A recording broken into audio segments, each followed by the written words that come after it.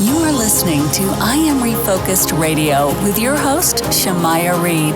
This show is designed to inspire you to live your purpose and regain your focus. And now, here's your host, Shamaya Reed.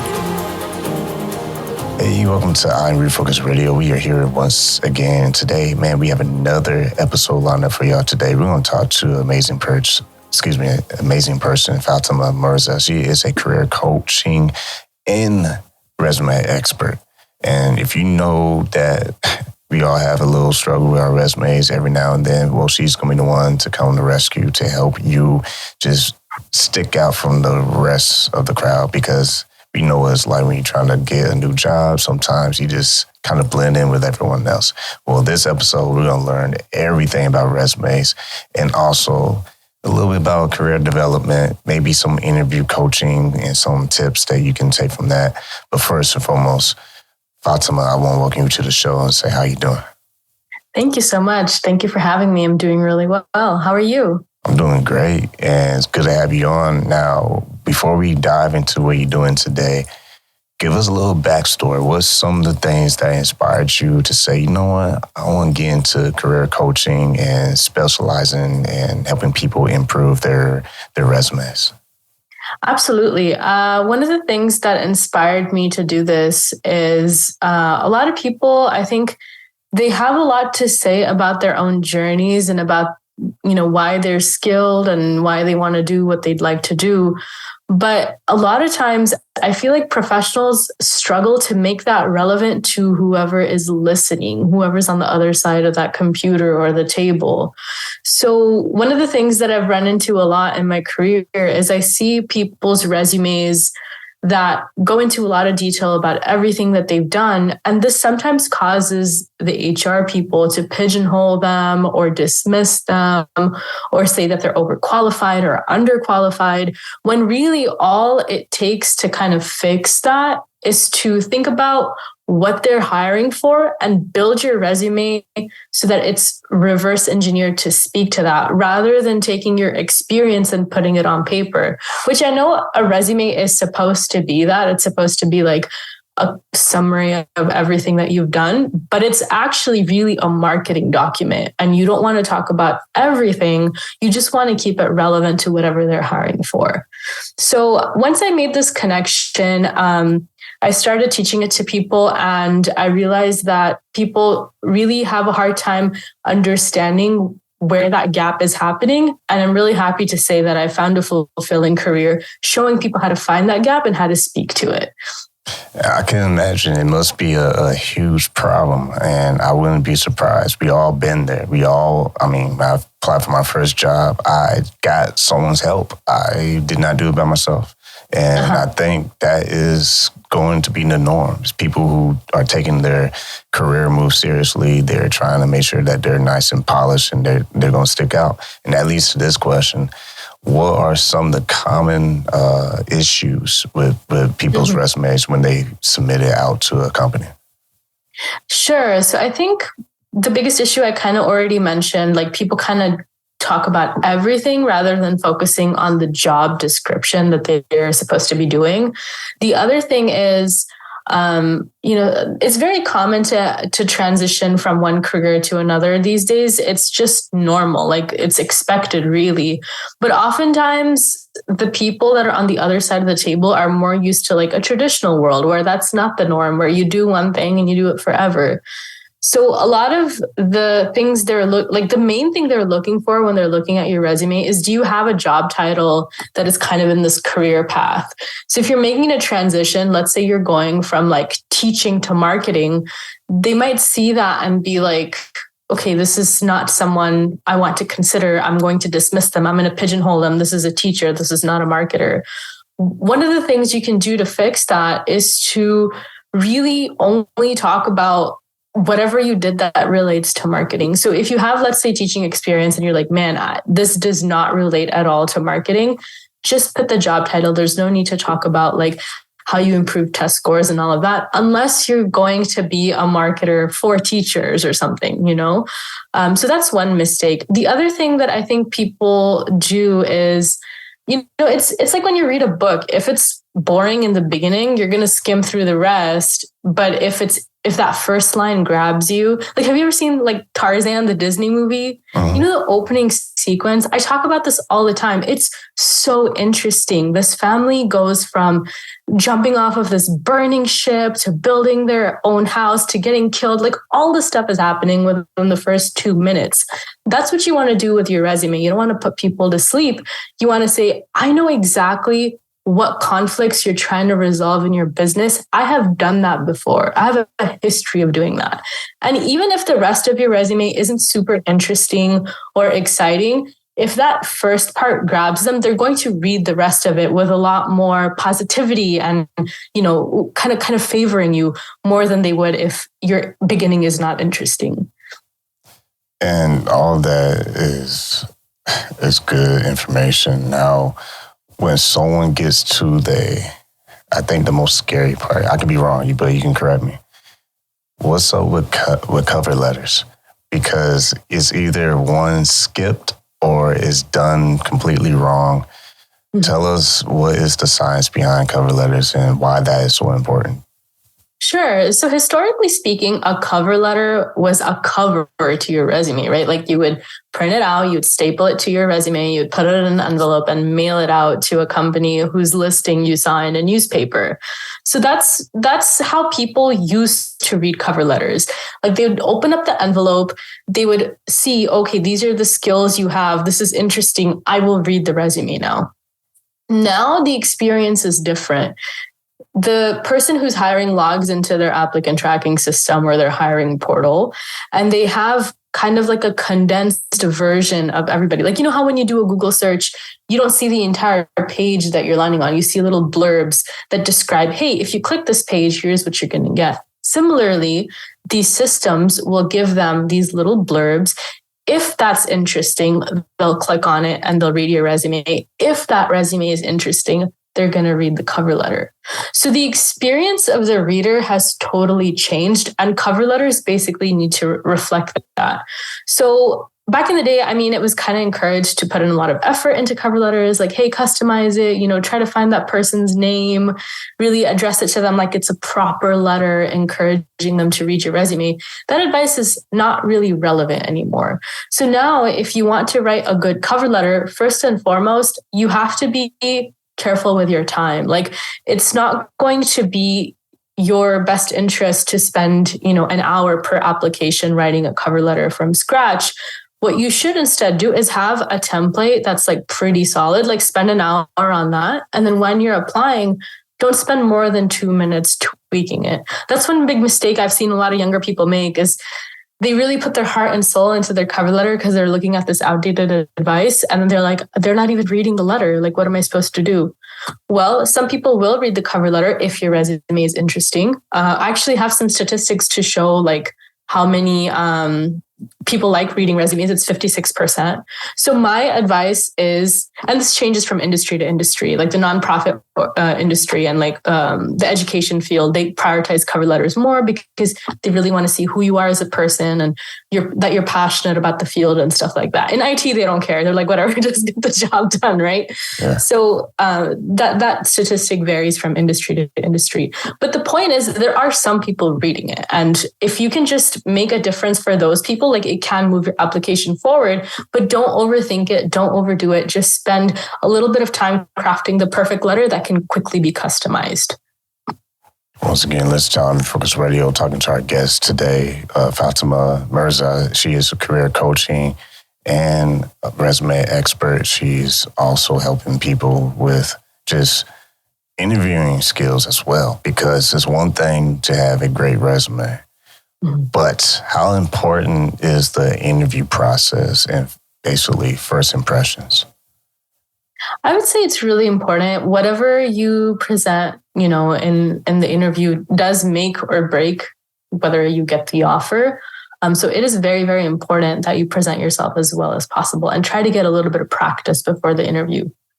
And speaking of practicing, what were some of the common skills a person can get better at, whether they're prepping for a major interview or, you know, they just were doing research of the company company or whatever, what are some of the best practices as far as like how you present yourself, some of the words you use, how you smile or don't smile, hands moving? What are some of the things you find are common good things to practice with?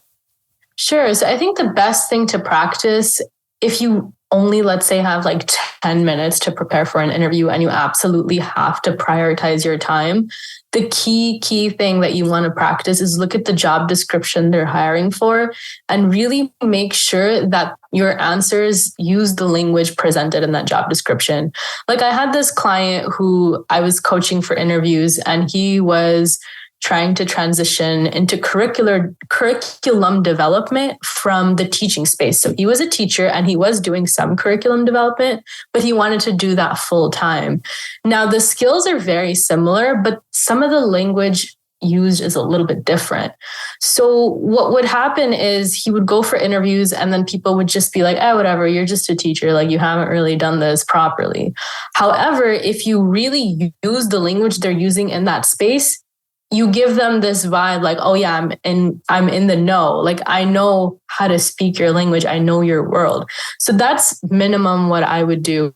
If you have a little bit more time, definitely want to research the interviewer, look them up on LinkedIn and perhaps on any other social media platform that you can find them on.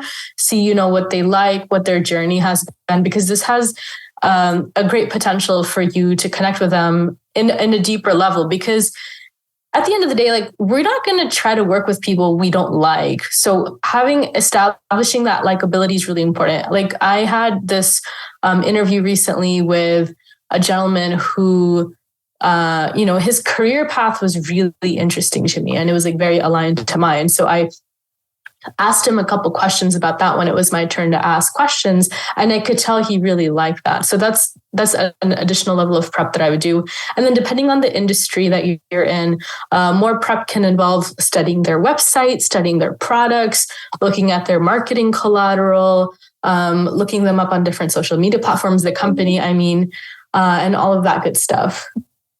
And going back to the resumes that, basically lands you the interview, are there certain designs that actually make your resume seem more appealing, or is it more so important about the content and how the content is listed? Absolutely. So design is important in that you want things to be legible, but that's it. Like beyond that, you don't want to mess too much with the design because there's a high chance that if the systems they're using to read your resume are like older or outdated, which does happen because companies aren't going to keep investing in like better and better hiring software, what's going to happen is that system is going to look at your fancy and colorful resume and it's going to be like, I don't know what this is. And it's going to just spaz out. So whenever I write a resume, it's always like black and white. There's some, the headings are a little bit bigger. There's a little bit of bolding, but that's it. Beyond that, I don't do anything because it's just so important that these tools are able to read and parse through your resume. Secondly, the fancier your resume is, the more likely it is that the other person, the person at the other end of the computer is like older, like they don't really know what they're looking at. Maybe the font isn't something they can read because their eyesight isn't good. Like you'd be surprised at, some of the people that are responsible for hiring decisions and what their preferences are. So rather than trying to figure out what their preferences could be, it's better to just go as neutral as possible, completely black and white, and use your words to make them fall in love with you, because pink and blue and purple isn't going to do that.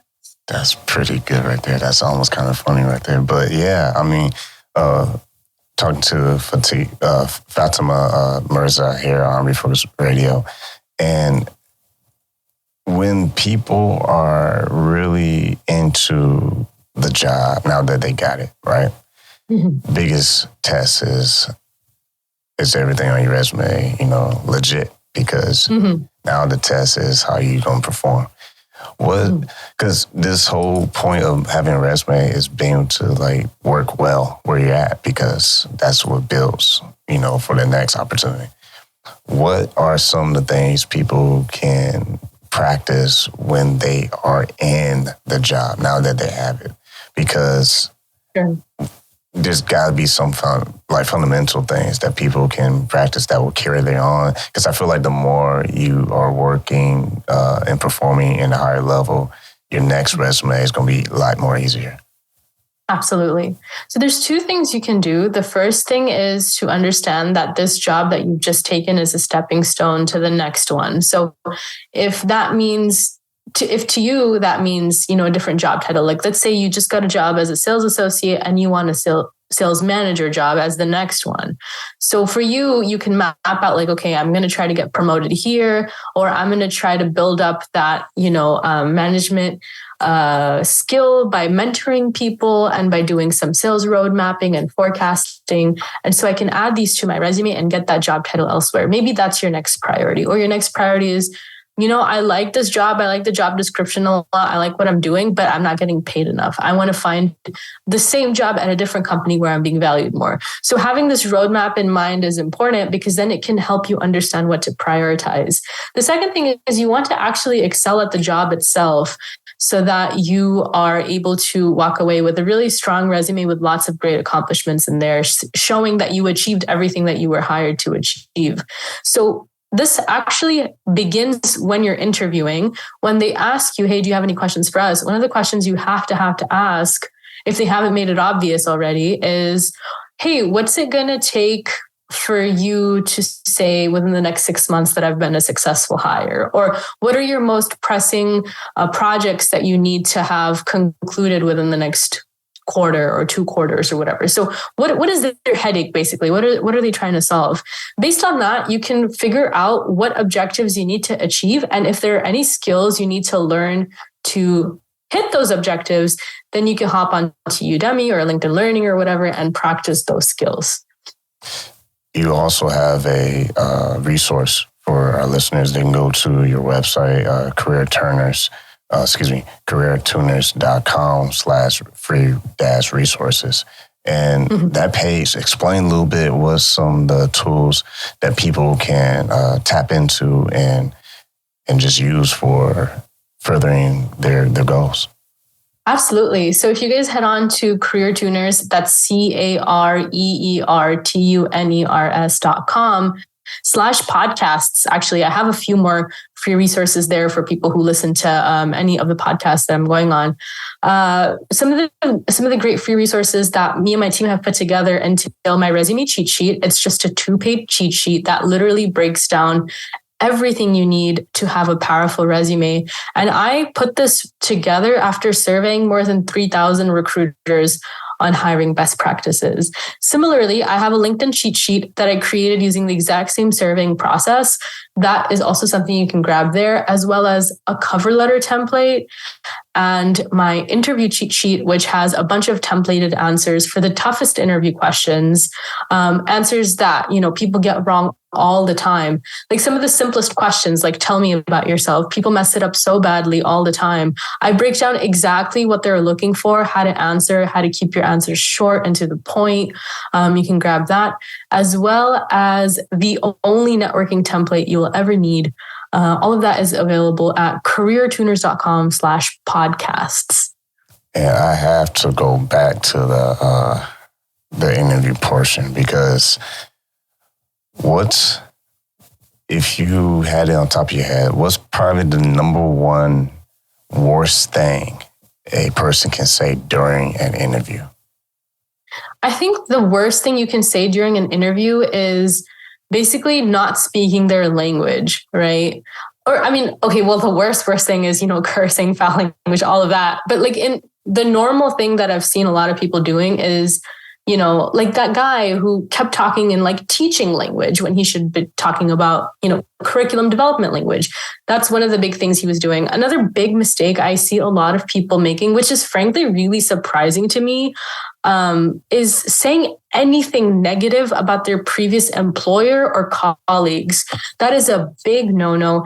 Because like I said earlier, when someone is interviewing you, they are trying to see if you're a likable person. Am I going to want to sit next to this person for the next 12 months? Right. And if you go into the interview and you're like, hey, I wasn't successful at this last job because, my colleagues had this project and I didn't really agree with the premise. And no one cares. And that's reflecting poorly on you. They're now thinking, oh, this person's difficult to work with.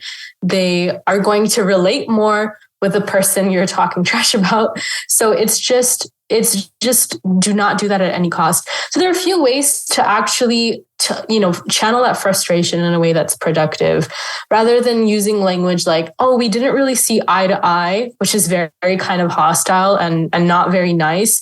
You can say things like, so, they had this vision for this project and their number one priority was such and such. And we had to adjust this priority because of such and such reason. And we were able to conclude the project with this positive outcome. Using language that really shows that you can empathize with people with different viewpoints, with different objectives and stuff. That's so, so important, because that shows that, look, yeah, there are going to be times where your priorities are going to be different from your colleagues. You're going to have these kind of conflicts. How do you come out of that?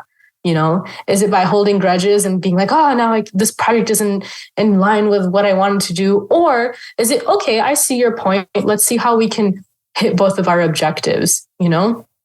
So that's one really big thing that people do in interviews. That's really surprising to me. But I guess this happens because you're so emotionally attached to your work and you're looking at everything from your perspective. It does really help a lot to kind of run your answers by someone who can tell you very honestly, hey, you sound like you're very hard to work with. You sound unlikable. Because when someone tells you that, it can allow you to reflect and be like, yeah, I do come across like that, even though I know I'm not. But I need to just adjust my language so that first impression is really strong.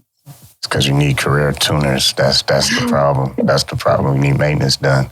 Once again, talking to our guest, Fatemah Mirza. You can go to her website, CareerTuners.com, Tuners.com. I keep saying Turners. I'm sorry. My apologies.